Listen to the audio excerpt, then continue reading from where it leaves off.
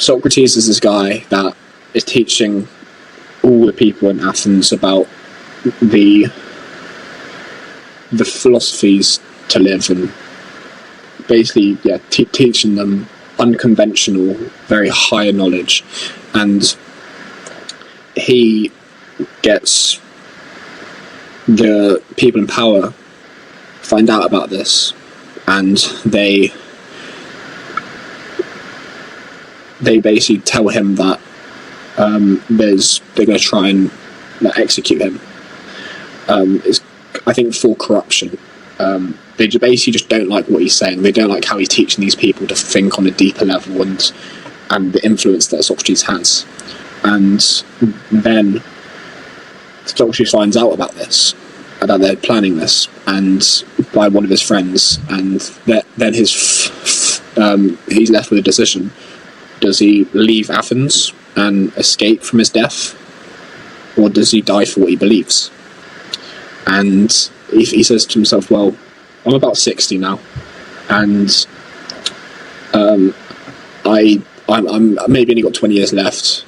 If I'm going to die, this is the right way to die. And I guess for context, like, some of the things that Socrates is saying it was extreme in that day, and like he was one of the first. He was actually one of the first feminists. One of the things he was saying is that women should have the equal education, because it's not about the body, it's about the soul, and all souls should be treated equally. And in that day, that was fucking controversial. And so he comes out with this, and when he's left that decision, he chooses death, and therefore he dies. And there's this famous painting by Jacques Louis where Socrates is like got his hand up, like in power and believing that he's dying for a good cause, and there's Plato on the other side just kind of looking old and very like sitting in this weird sort of solemn contemplation. It's a weird painting. I haven't took enough time to decide it, but then how can we apply that to this kind of, because that's the extreme of Nietzsche's moral nihilism. It's dying for what you believe in, and I think it's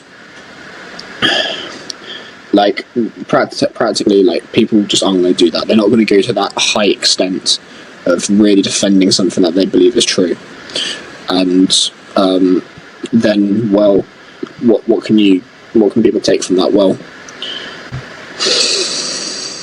I really think you just need to question why you believe what you believe, because that contributes to the whole kind of story that you tell yourself. And I guess a layer on from that is, well, why do you perceive what you perceive? As in, why do you look at why when something happens, do you choose to react to it in the way that you do?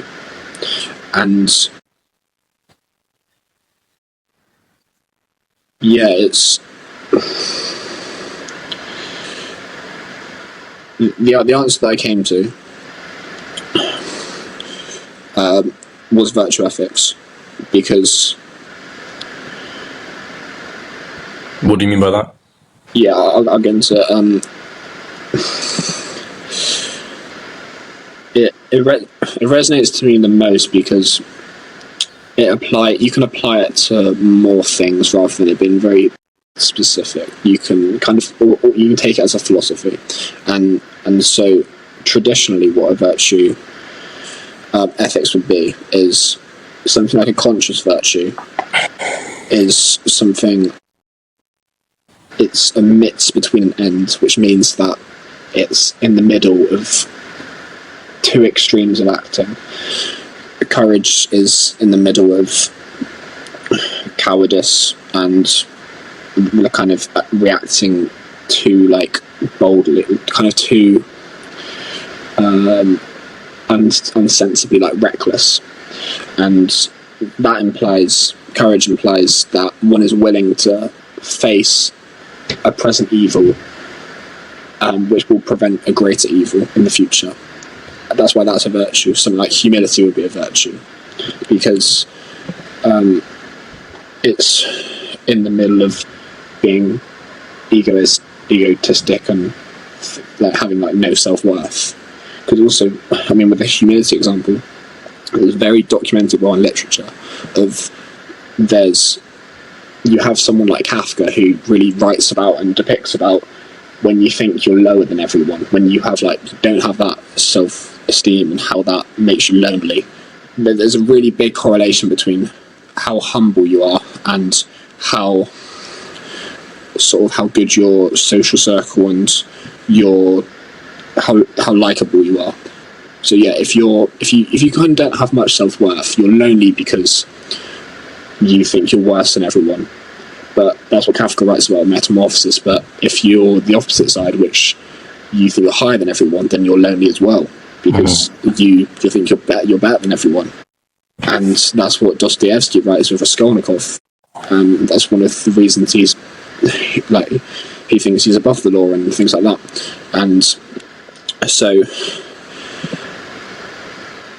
that's one thing that we can think about is conscious virtues. But then what's the step beyond that? What do we really want to get to here that's going to change our perception? And then I thought about unconscious virtues. So what I mean by that is you don't even realise you're being virtuous when you apply it in a specific example. So I remember the best example I can give you of this is when I was in my last relationship, when my lady's making me egg fried rice and I'm working, and she's using my kitchen, so I'm checking up on her as you do, and then when she says she's fine, then I'd go back to work. And she told me later how she appreciated me not taking her cooking for granted, and that checking up on her meant a lot. To me, that was unconscious. To a lot of people, that would be unconscious. But it's that kind of a lower expression of gratitude that's just done instantly. And so that's not to big myself up that I'm a good person, but it's one of the only examples I can think of. And it's being virtuous when no one else is looking. So that's what it is. It's being good without the conscious awareness that you're being good. Yeah. And that's just due to the person that you are. And so then the question is, well, how do you become good when no one else is looking? And you look like you want to talk, so I'll let you. Well, there's a lot to unpack there. Let me just digest that final bit, and then I want to link back to Socrates. So, I think you're right. About the unconscious virtues being sort of the end point. But it's like you can think about it in terms of any skill. We've talked about this before, and there, it's a theory that has been discussed in this kind of realm. Is this idea that you're unconsciously incompetent, then you become consciously incompetent, then you become consciously competent, and then you become unconsciously competent. Right? That's a lot of words. But Let me, like I always do, let me use a basketball analogy to make it make sense. Before I started playing basketball, I was unconscious that I was shit at playing basketball because it was never a part of my life. And then you start playing basketball, whatever skill you want to sort of put into this analogy, and you become conscious of your incompetence. You realize that you're bad at it, right? And that's painful. It's really painful. But the only solution to that is to become consciously competent. Work on it, right? Think about how to get better. And through that process, over months, years, maybe even decades, you step into the stage of unconscious competence, where you're so good at the thing that you no longer have to be conscious of being competent. It just happens by accident. Does that make sense in that sort of realm of skill? Now let's think about it in terms of your moral virtue example. Before you ever started reading about philosophy and you were a child or you're a teenager and you're sort of just being ventriloquized by your drives and the hormonal changes during puberty and all that kind of shit, right? You're unconsciously morally unvirtuous, okay? And then you start reading about this shit, you start thinking about it, you have a little bit of self-awareness, you start a podcast with some weird bloke from your family, and then you become conscious of your incompetence morally. You realize, you reflect on mistakes you made, you reflect on your way of being, and you realize, God, I really wish I was a more virtuous person. And then you try and become consciously competent. and work on it and read about this stuff and try and apply it to your life. And over a long period of time, then maybe you'll step into that golden stage of unconscious competence where you do virtuous things just because that's your default network and your default way of being in the world. Whether somebody's watching on or whatever the circumstances are, you're able to take a more virtuous path and make a more virtuous choice. And you won't need to consciously work on it. I think that's the pathway forward. And it's a really nice way of thinking about developing skills. I think so. I think so. Yeah. Yeah, because I love this. I love this point because it's a way that I can link like neuroscience to life. That I know that when a skill is first being learned, it involves a larger amount of the conscious brain than when it's a more trained skill. The more you train at a skill, the less the cortex is needed, and the less neural pathways, the less brain activation is needed. It becomes an unconscious pattern of competence. Really interesting, really interesting. And I feel that with basketball. There are things that a year ago I wasn't as good at, and now I kind of do it automatically. Dribble moves and certain reads, and like there's no way I would have done that a year ago, and it's because there's less of my brain needing to be active. Whereas in training sessions now, when we're doing new things, I do have to be thinking about what I'm doing, and I do make so much more mistakes and things. Yeah, so that's what separates the guys. Like they don't even the default mode. That's what I mean. Do you know what I mean? Yeah, it makes so much sense because that's what separates a lot of these guys is they don't even know that they know it. They don't even know how good they are. Like, yeah, that's a really good frame. And that's the stage you want to get to. Unconscious competence in the things you care about. That's mastery. That's what Robert Greene's writing about in that massive book. That's what it means to be a master of something. Now, let me just circle back to Socrates because I really like that story. This idea that he died for what he believed in. He died for what he believed to be the virtuous path and the moral good. And it links to something else I've been reading in the James Hollis book. He always talks about the spirit or the things within you that desire to be manifested in the world. There's one of his quotes that I said to you a couple months back that was like, don't look outside of yourself for what you should do with your life. Sense what is within you that desires to be expressed. Do that instead, right? And that sounds a bit woo-woo-y and abstract, but it's kind of true. There is a guiding force within you. There is this, you do have natural inclinations towards things. Sometimes fear, anxiety, insecurity get in the way of you expressing that. But there is this person you want to be. There is this path you want to take. There are these whispered voices in your mind of the kind of virtuous moral path you want to take through life. For some people, they may be louder or quieter than others, and there may be things that block our connection to that. Maybe that's our higher self, maybe it's something more spiritual and more religious, for example. But I think it's there. And I think Socrates described this as his daemon. He had this daemon that sort of told him the things he shouldn't do, the moral things that he should not partake in. And he kept following that voice and following that voice. And in that story, when he was told by the people in power that basically you've got to leave Athens or we're going to kill you, his daemon said, don't leave Athens.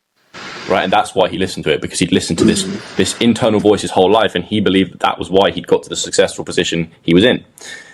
And so I think about that and I go, wow, what if what that story is trying to tell us is that guiding force within you that James Hollis says desires to be expressed and desires to be manifested in the world?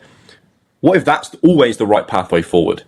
Even if it takes you into danger, into discomfort, into fear-evoking situations, and maybe even in Socrates' example, your own death, it's still better to listen to that guiding force within you than be swayed by the desires of your lower self, I guess, and also the narratives of the external world. And that's why I love the Socrates story, because he was even willing to face the greatest fear of the human condition, which is its end, which is our own mortality, which is death. He'd still rather face that than go in conflict with what felt right inside him. And that's why we find that story so captivating. Because if we were just biological beings and our only purpose was to stay alive and reproduce, like the sort of materialist Darwinian perspective suggests, then we would find that story silly. Why did he just choose death? Surely you don't choose death.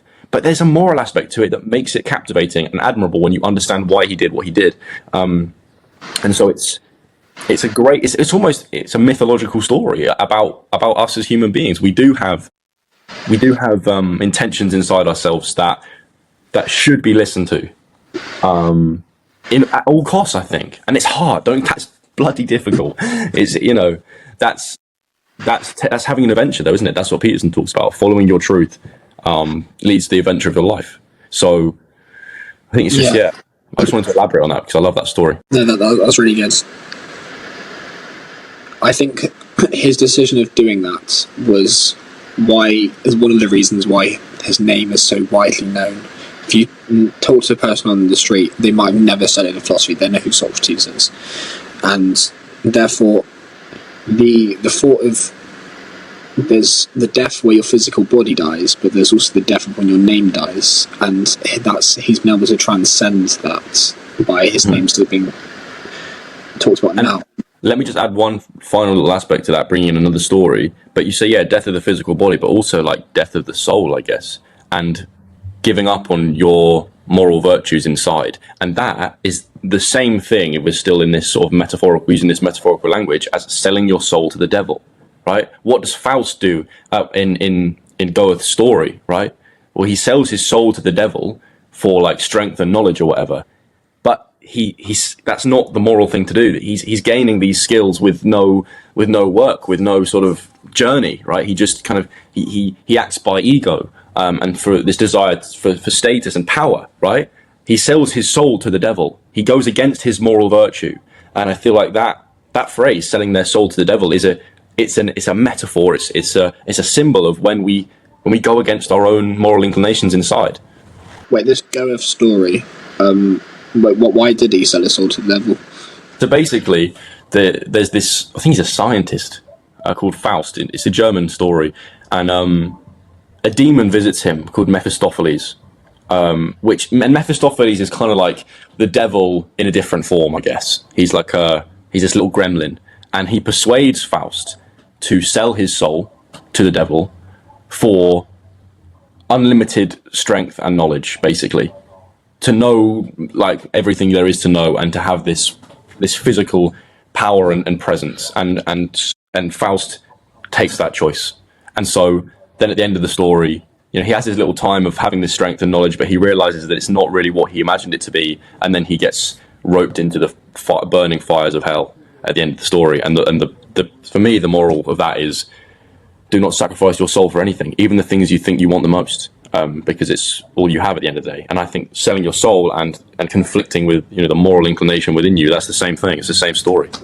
This daemon that Socrates refers to as this inner voice that you can really trust, this kind of gut feeling. Do we all kind of have one of those? Like, is this kind of just like a gut feeling? Is this like an instinct? Is this like your real kind of values? Like, what do you think? What do you think about us having a daemon? So I'll just tell you what immediately popped into my brain. I think about Freud's theory of the superego, right? Which was one part of his 3-part model of personality. And the superego was a construction of the moral values that you adopted as a child from your parents and from the society around you. And then that acts as your conscience throughout your life. A lot of our conscience is based on how our parents influenced us and how our society and our schooling and all the narratives that sort of are pushed onto us and thrust onto us as a child. We develop this conscience, right? So that's one aspect of it, which is more, psychologically based. But then I also think there's a spiritual dimension to it where there is this gut intention, there's this gut feeling, there's this energy you feel when you take a certain path in life compared to another, where you feel more expansive and you feel more true to yourself, I guess. And that doesn't necessarily use words. It's not necessarily a voice.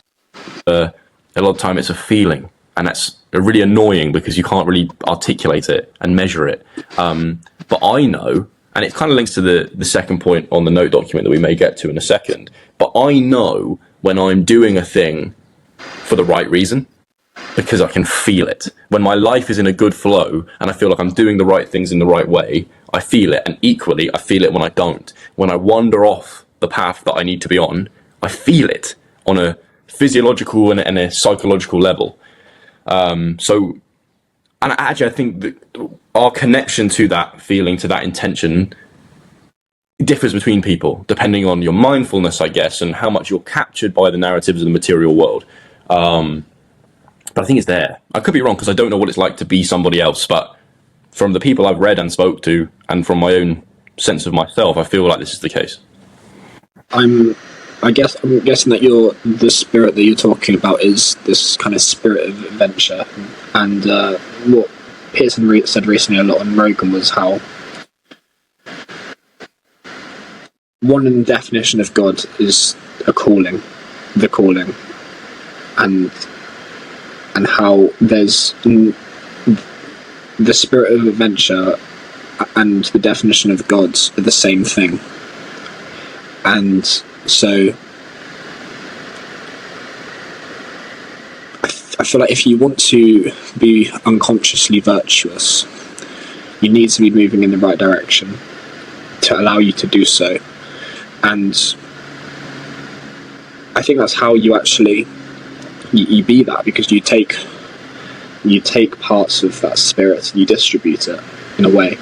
And so, in other words, well, does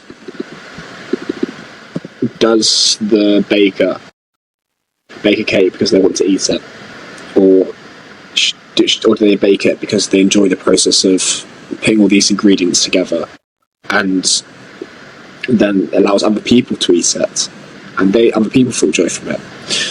And so the baker's enjoys the journey, not the result, which is weird because you'd think of eating a cake as something really dopaminergic, like really great feeling, but they're actually doing it to make it. I mean, I might be wrong, I don't know many bakers, but I guess there's the example as well of